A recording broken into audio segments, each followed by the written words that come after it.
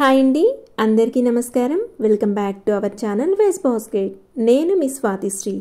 Veg బాస్కెట్లో ఈరోజు నేను చింత చిగురు పప్పును పుల్లగా ఉండే విధంగా ఎలా తయారు చేసుకోవాలో తయారు చేసి చూపించబోతున్నానండి. ముందుగా చింత చిగురు పప్పు తయారీ కోసం కుక్కర్ తీసుకొని అందులోకి రైస్ కుక్కర్ కప్పుతో 1 కప్పు కందిపప్పును యాడ్ చేస్తున్నానండి. ఇప్పుడు ఇందులోకి తగినంత వాటర్ యాడ్ చేసుకుంటూ శుభ్రంగా 2-3 సార్లు కందిపప్పును కడగాలండి.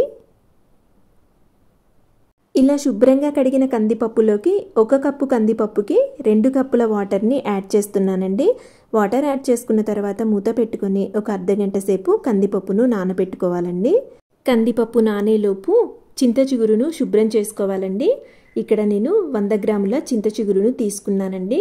చింత చిగురులో ముదురుగా ఉండే కాడలను, ముదురుగా ఉండే చింత ఆకులను తీసివేసుకోవాలండి. లేతగా ఉండే కాడలను తీసివేయకూడదండి. లేతగా ఉండే కాడలలో పుల్లదనం ఉంటుంది. లేతగా ఉండే కాడలను పప్పులో యాడ్ చేయటం వల్ల పప్పుకి మంచి పుల్లదనం వస్తుందండి. చూడండి, ఈ విధంగా పెద్దగా ఉండే కాడలను సపరేట్ చేసుకోవాలండి. ఇప్పుడు చింత చిగురును శుభ్రంగా వాటర్ క్లియర్గా వచ్చే వరకు కడగాలండి. ఇలా శుభ్రంగా కడిగిన చింత చిగురును ఒక చిల్లు గిన్నెలోకి వేసుకోవాలండి. ఇలా చిల్లు గిన్నెలో వేసుకోవటం వల్ల ఎక్స్ట్రా వాటర్ ఏమన్నా ఉంటే స్ట్రెయిన్ అయిపోతాయి. ఇప్పుడు చింత చిగురును నేను హ్యాండ్ చాపర్లో వేసి చాప్ చేస్తున్నానండి.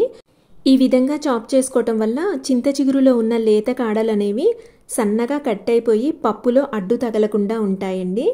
పప్పులో కాడలు, ఆకులు అలా తగులుతూ ఇష్టపడేవారు డైరెక్ట్గానే పప్పులోకి చింత చిగురును యాడ్ చేసుకోవచ్చండి. హ్యాండ్ చాపర్లో వద్దు అనుకునేవారు చింత చిగురును 2 చేతులతో బాగా నలిపి అయినా పప్పులోకి యాడ్ చేసుకోవచ్చండి. చూడండి, చింత చిగురు అనేది ఈ విధంగా సన్నగా చాప్ అయిపోయిందండి. ఇప్పుడు ఈ చింత చిగురుని ఒక పక్కకి పెట్టుకోవాలండి. చూడండి, ఇక్కడ కందిపప్పు చక్కగా నానిపోయి ఉందండి. ఇప్పుడు ఇందులోకి 1/2 టీ స్పూన్ పసుపు, 5-6 పచ్చిమిర్చిని చిన్న ముక్కలుగా కట్ చేసి యాడ్ చేస్తున్నానండి. అలాగే ఒక పెద్ద ఉల్లిపాయ కొంచెం పెద్ద ముక్కలుగా కట్ చేసి యాడ్ చేస్తున్నానండి. ఇప్పుడు కుక్కర్ మూతను, విజిల్ను పెట్టుకొని మీడియం ఫ్లేమ్ మీద 4 విజిల్స్ వచ్చే వరకు పప్పును ఉడికించుకోవాలండి. కుక్కర్ 4 విజిల్స్ వచ్చిన తర్వాత స్టవ్ ఆఫ్ చేసుకొని ప్రెషర్ కుక్కర్లోని ప్రెషర్ అంతా పోయే వరకు కుక్కర్ను పక్కకి పెట్టుకోవాలండి.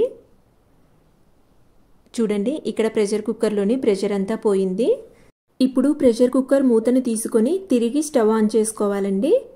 ఇలా ఉడికిన పప్పులోకి ముందుగా చాప్ చేసుకున్న చింత చిగురును యాడ్ చేసుకోవాలండి.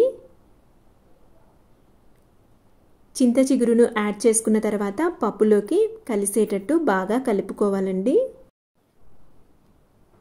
ఇప్పుడు వాటర్ యాడ్ చేసుకొని కన్సిస్టెన్సీని అడ్జస్ట్ చేసుకోవాలండి. పప్పు గట్టిగా ఇష్టపడేవారు తక్కువ వాటర్ని యాడ్ చేసుకోవాలండి. పప్పు కొంచెం లూజ్గా ఉంటే ఇష్టపడేవారు ఎక్కువ వాటర్ని యాడ్ చేసుకోవాలి. చూడండి, ఇక్కడ పప్పు నేను లూజ్గానే ఉంచానండి. ఇది చల్లారే కొద్దీ కొంచెం గట్టిగా అవుతుంది. ఇప్పుడు ఇందులోకి 1/2 టీ స్పూన్ కారం, రుచికి తగినంత ఉప్పుని యాడ్ చేసుకొని ఉప్పు, కారం పప్పులోకి బాగా కలిసేటట్టు కలుపుకోవాలండి. చూడండి, ఇక్కడ ఉప్పు, కారం పప్పులోకి బాగా కలిసిపోయాయండి. ఇప్పుడు లో ఫ్లేమ్లో 5 నిమిషాల పాటు పప్పుని ఉడికించుకోవాలండి. చూడండి, ఇక్కడ చింత చిగురు పప్పు బాగా ఉడికి రెడీ అయిపోయిందండి. ఇప్పుడు స్టవ్ ఆఫ్ చేసుకొని చింత చిగురు పప్పుని ఒక గిన్నెలోకి ట్రాన్స్ఫర్ చేసుకోవాలండి. ఇప్పుడు తాలింపు కోసం స్టవ్ ఆన్ చేసుకొని ఒక ప్యాన్ పెట్టుకొని అందులోకి 1.5 టేబుల్ స్పూన్స్ ఆయిల్ని యాడ్ చేసుకోవాలండి. ఆయిల్ వేడెక్కిన తర్వాత పచ్చిశనగపప్పు, మినప్పప్పు, జీలకర్ర, ఆవాలు యాడ్ చేసుకొని వీటిని మంచి కలర్ వచ్చే వరకు ఫ్రై చేసుకోవాలండి. పప్పులన్నీ మంచి కలర్ వచ్చిన తర్వాత 5-6 క్రష్ చేసిన వెల్లుల్లి యాడ్ చేసుకొని 2 ఎండుమిర్చిని 2 ముక్కలుగా తుంచి యాడ్ చేసుకొని వీటిని కూడా బాగా ఫ్రై చేసుకోవాలండి.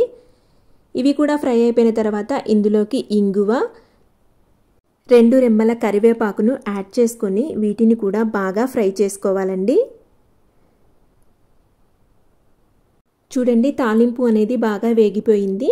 ఇప్పుడు దీనిని పప్పులోకి యాడ్ చేసుకోవాలి. యాడ్ చేసుకున్న వెంటనే మూత పెట్టుకుంటే తాలింపు ఫ్లేవర్ అనేది పప్పుకి బాగా పట్టుకుంటుందండి. ఒక నిమిషం తర్వాత మూత తీసుకొని తాలింపును పప్పులోకి బాగా కలిసేటట్టు కలుపుకుంటే ఎంతో రుచికరమైన పుల్లటి చింత చిగురు పప్పు రెడీ అయిపోయిందండి. రెసిపీ నచ్చినట్టయితే లైక్ చేయండి, షేర్ చేయండి, కమెంట్ చేయండి. ఇటువంటి మరిన్ని రెసిపీస్ కోసం నా ఛానల్ను తప్పకుండా సబ్స్క్రైబ్ చేసుకోండి. Thank you for watching.